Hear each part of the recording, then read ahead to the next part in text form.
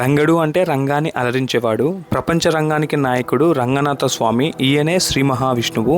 యోగనిద్రలో శేషపానపై పవలించి సకల భక్త కోటికి అనుగ్రహాన్ని అందిస్తాడనేసి ప్రతీతి.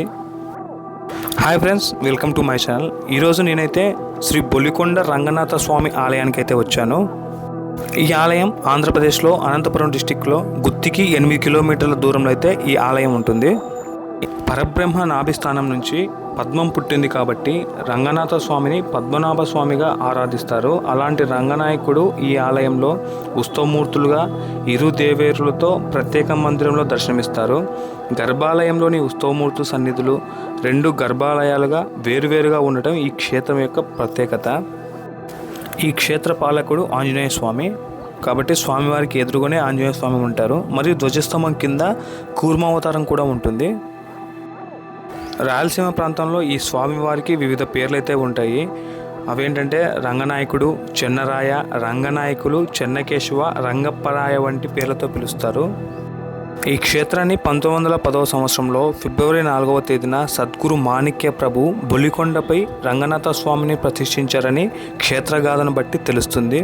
దీంతో ఇక్కడ స్వామివారిని మాణిక్య రంగనాథ స్వామిగా కొలుస్తారు. విష్ణువు అంటే విశ్వమంతా వ్యాపించిన వారు. అలాంటి విష్ణువు పాలకడలిపైన శేషతల్పంపై యోగనిద్రలో పవలించి ఉంటారు. ఈ రూపాన్ని మనం రంగనాథ స్వామిగా కొలుస్తాము. ఈ ఆలయం గర్భాలయంలో మూల విరాట్ ఉండి స్వామివారి కిందే ఆంజనేయ స్వామి ఉంటారు. ఈ పక్కనే మనకు ఉత్సవమూర్తులు కూడా దర్శనమిస్తాయి. ఇలా గర్భాలయంలో ఉత్సవమూర్తులు, మూల విరాట్ ఉండేది ఈ ఆలయంలోనే అన్నమాట. ఈ ఆలయం గొప్పతనం ఇక్కడ ఉన్న అర్చకుల మాటల్లో విందాం. ఏంటో మీరు తెలియజేయగలరు?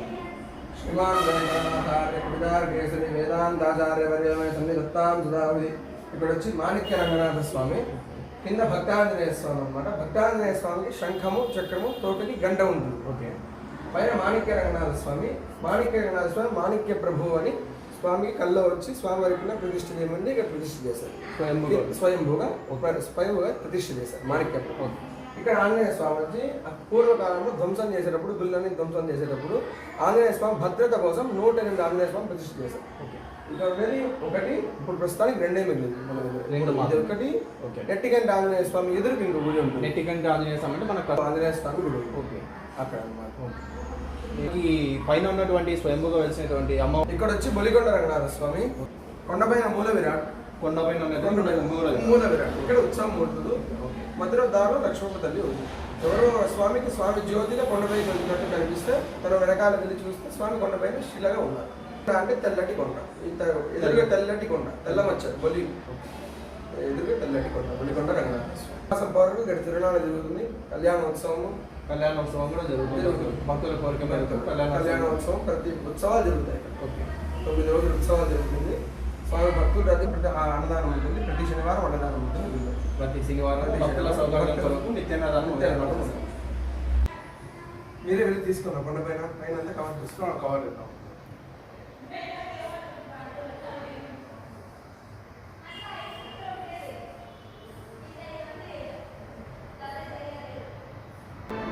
అంతరాలయం దర్శనం చేసుకుని మనం బయటికి రాగానే ఇక్కడ స్వామివారి కళ్యాణం జరిగే మండపం అయితే ఉంటుంది. ఈ ఆలయానికి రావాలనుకున్న వారు అనంతపురం నుంచి గుత్తి బస్ ఎక్కితే అంటే గార్లదిన్న, పామిడి మీదుగా ఈ ఆలయానికి చేరుకోవచ్చు. తాడిపత్రి వైపు నుంచి రావాలనుకున్న వారు తాడిపత్రి గుత్తి బస్ ఎక్కితే గుత్తి బస్ స్టాండ్ నుంచి మనకు ఈ ఆలయానికి ఆటో సౌకర్యం అయితే ఉంటుంది. ఈ ఆలయం టైమింగ్స్ వచ్చేసి ఉదయం 6 గంటల నుంచి సాయంత్రం 9 వరకు ఈ ఆలయం తెరిచి ఉంటారు. ఈ ఆలయానికి ఎదురుగా ఉన్న దారి గుండా సుమారు 2 కిలోమీటర్ల దూరం మనం కొండ ఎక్కితే కొండపైన బొలికొండ రంగనాథ స్వామి దర్శనమిస్తారు. కేవలం నడక దారి ద్వారానే మనం ఈ ఆలయానికి అయితే చేరుకోగలం. సుమారు 2000 మెట్లు ఉంటాయి. తెల్లటి రాళ్ళు ఉన్నటువంటి కొండ కనుక దీన్ని శ్వేతగిరి కొండ అని పేరు ఉంది. ఈ కొండకే బొలికొండ అని పేరు కూడా ఉంది. కొండపైన తెల్లటి పొరలుగా వచ్చినట్లు అంటే బొల్లి ఉండటం మూలంగా ఈ కొండను బొలికొండ అని పేరు ఉంది. బొలికొండ మీద కొలువై ఉన్న రంగనాథ స్వామి కనుక ఇక్కడ స్వామివారిని బొలికొండ రంగనాథ స్వామి అని పేరు. శ్రీ మహావిష్ణువు ఒకసారి భూలోక విహారం చేస్తూ ఈ ప్రాంతానికి చేరుకున్నాడు. ఈ ప్రాంతం అరణ్యంలా ఉండటం వలన ప్రకృతి రమణీయ దృశ్యాలను చూస్తూ ఈ కొండపైనే ఒకచోట విశ్రమించారు. అయితే ఈ ప్రాంతంలోని అడవులలో అప్పటికే ఋషులు ఆశ్రయాలను ఏర్పాటు చేసుకొని తపస్సు చేసుకుంటూ ఉండేవారు.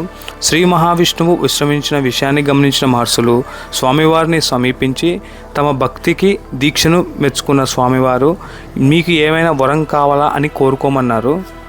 అందుకు ఋషులు స్వామివారిని అద్భుతమైన ఈ కొండ మీద కొలువుదీరి తమ ముందు ప్రశాంతంగా తపస్సు చేసుకునే భాగ్యాన్ని ప్రసాదించమని, అంతేకాకుండా భూలోకంలోని ప్రజలు జనన మరణ సంసార చక్రంలో ఇరుక్కొని అనేక బాధలు పడుతున్నారు.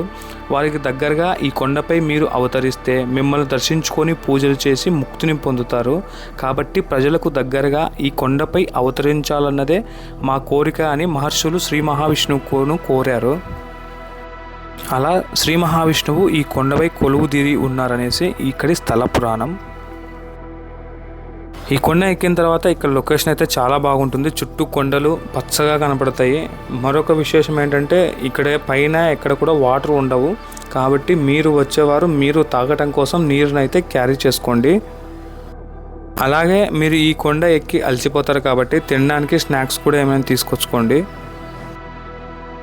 కొండ ఎక్కిన తర్వాత ఇక్కడ స్వామివారికి ఒక ఆలయం అయితే ఉంటుంది. ఇక్కడ ఆంజనేయ స్వామి విగ్రహం మరియు కొన్ని విగ్రహాలు అయితే ఉంటాయి. మనం కొండ ఎక్కి పైకి వస్తాము కాబట్టి మనం ఇక్కడ కొంతసేపు సేద తిరగడం కోసం అవకాశం అయితే ఉంటుంది. ఈ విగ్రహాన్ని చూసుకొని కొంచెం ముందుకు వచ్చిన తర్వాత ఈ కొండ గుహలో స్వామివారు కొలువై ఉన్నారు.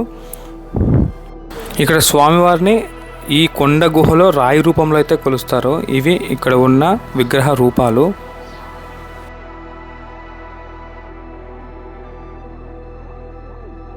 స్వామివారిని దర్శించుకొని మనం బయటికి వచ్చిన తర్వాత మళ్ళీ కొండపైకి మనం కొన్ని మెట్లు ఎక్కవలసి ఉంటుంది. ఇక్కడ పట్టుకోవడానికి ఎలాంటి సపోర్టు ఉండదు మరియు పైకి రావటం వల్ల గాలి కూడా హెవీగా వీస్తూ ఉంటుంది. కాబట్టి పైకి వచ్చిన వాళ్ళు జాగ్రత్తగా రావాల్సి ఉంటుంది. స్వామివారు ఇక్కడ మనకు జ్యోతి రూపంలో దర్శనమిస్తారు. ఈ వీడియో నచ్చినట్లయితే ఒక లైక్ ఇవ్వండి. నా ఛానల్ సబ్స్క్రైబ్ చేసుకోండి. Keep watching my channel. మీలో ఎవరైనా ఈ ఆలయాన్ని ముందుగా మా వీడియో చూసిన తర్వాత డౌట్లు ఏదైనా ఉంటే నాకు కామెంట్ రూపంలో తెలియచేయండి.